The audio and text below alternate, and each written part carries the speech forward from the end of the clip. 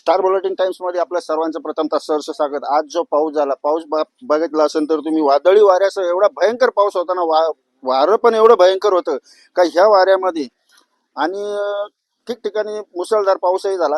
या पावसामध्ये जो विजांचा गडगडाट, त्यामध्ये काही ठिकाणी तर विजा पडून अक्षरशः जनावरांचे घातपात झालेले आहेत। आणि ह्या गोष्टीवरती तर आपण भीमाशंकर सहकारी साखर कारखान्यावरती एक ऊसतोड कामगार आहेत जे बेण्यासाठी इथे थांबलेले आहेत आणि त्यांचे बैल जे सपरामध्ये बांधली होती, 4 ते 4:15च्या दरम्यानमध्ये जो मुसळधार पाऊस चालू होता, त्या पावसामध्ये बघू शकता तुम्ही ही 2 बैल वीज पडून आज त्यांचा मृत्यू झालेला आहे। आणि ज्या कामगाराचे बैल गेलेत, आज त्याच्या दुःख म्हणजे आज त्याच्या घरातील किती मोठं त्याला अवघड वाटत असेल। आज आपण त्यांना सविस्तर विचारणार। दादा, किती वाजता झाला हा प्रकार? 4 4:15 वाजता तुम्ही कुठे होते? आम्ही झोपडीत होतो. कोपीत? हा, कोपीमध्ये. तुम्हाला कळालं कधी? आम्हाला वास आला, त्यांचा वास आल्याच नंतर मी बाहेर पळालो.